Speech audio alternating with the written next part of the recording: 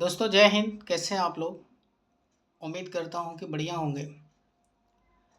काफ़ी दिन बाद हम आपसे मिल रहे हैं और इस बीच ये देखने को मिल रहा है कि काफ़ी सारे एग्ज़ाम्स टल रहे हैं। यहाँ तक कि हम लोग का पीसीएस का एग्ज़ाम भी आगे बढ़ गया है। बहुत सारे एग्ज़ाम्स पोस्टपोन्ड हो गए हैं। तो इस बीच हम लोग को कम से कम 35 से 40 दिन भी मिल गए हैं। इस बीच बहुत सारे एग्ज़ाम हैं और आने वाले समय में भी बहुत सारे एग्ज़ाम्स हैं, जैसे रेलवे का है, एनटीपीसी का फॉर्म आया है।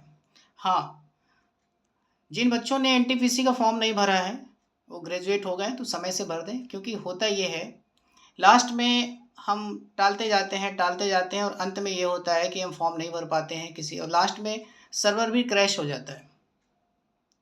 तो कहीं ना कहीं दिक्कत का सामना हमें करना पड़ता है।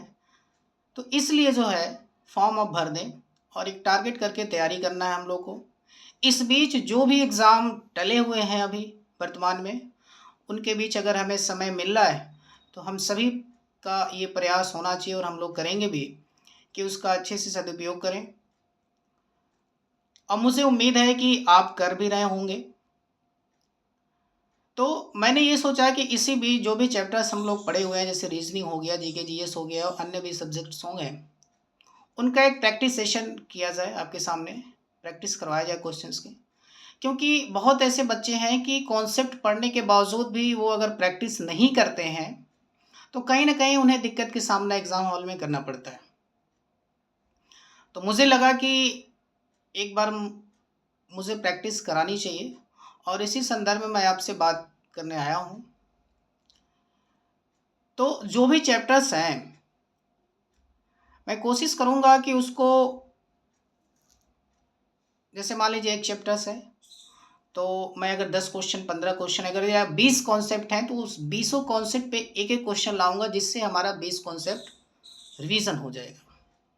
और दूसरा मैंने ये सोचा है कि जैसे मान लीजिए हम लोग जीके जीएस का ही कोई रिवीजन कर रहे हैं, कोई ऐसा क्वेश्चन आ गया तेलंगाना से संबंधित, या मान लीजिए हम लोग करेंट का कोई ऑब्जेक्टिव कर रहे हैं और तेलंगाना की बात आ गई, तो वहाँ पे हम क्या करेंगे कि तेलंगाना से संबंधित जितने भी मैंने आपको पढ़ाए हैं मुद्दे, जैसे वो दर्रे हो गए, झील हो गए, राष्ट्रीय उद्यान हो गए, टाइगर रिजर्व हो गए, जलप्रपात हो गए, जितने भी उस राज्य से संबंधित, उस राज्य के मुख्यमंत्री कितने हैं, वहाँ की सीटें कितनी हैं, ये सारी बातें वहाँ हम डिस्कस करेंगे। जिससे क्या होगा कि आप भी अच्छे से रिकॉल कर पाओगे, एग्ज़ाम में बेहतर प्रदर्शन कर पाओगे। तो ये बहुत ज़रूरी है। तो इसी के संदर्भ में अब अभी तो आपका दशहरा आ गया और इसी बीच मैं भी एक आध घंटे का समय निकालूंगा आपके लिए कि उसमें क्या करना है कि एक टाइम डिसाइड हो जाए, एक टाइम निर्धारित हो जाए, ताकि आप भी समझ जाएं कि हमें इस समय क्लास लेनी है और आप जो है बेहतर प्रदर्शन कर पाएँ। और मेरा उद्देश्य ये है कि ऑनलाइन के माध्यम से वो सारे बच्चे जो अभी घर में भी हैं तो वहाँ भी अब कर सकते हैं।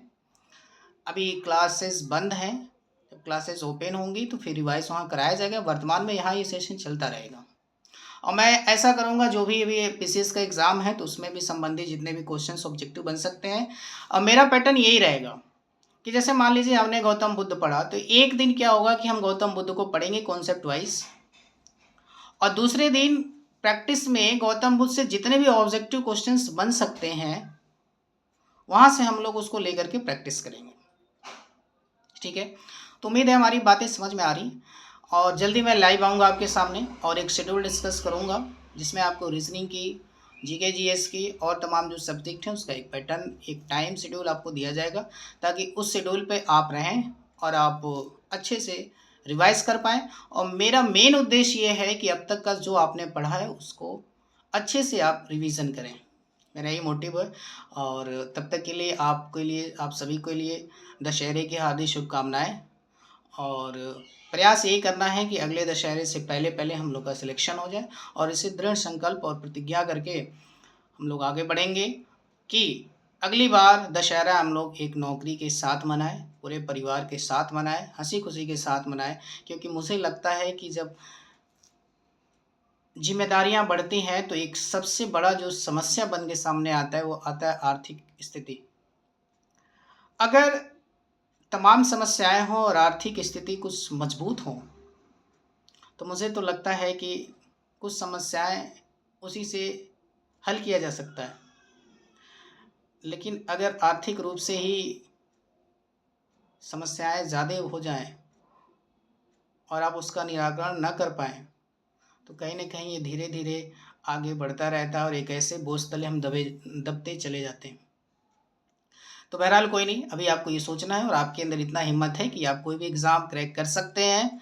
और एक उसका सबसे अच्छा फ़ार्मूला यही है कि कॉन्सेप्ट मन से पढ़ें और अच्छे से रिवाइज़ करें और उस पे बार-बार प्रैक्टिस करें। तो यही सी फ़ार्मूले के साथ मैं आपको जल्दी लाइव मिलूँगा और एक डिस्कस करूँगा प्लान कैसे हम लोग को क्या करना है। तब तक के लिए आप लोग अपना ध्यान रखें और इस दशहरे को अच्छे से धूमधाम से मनाएँ। ठीक है? अपना ध्यान रखें तब तक। जय हिंद।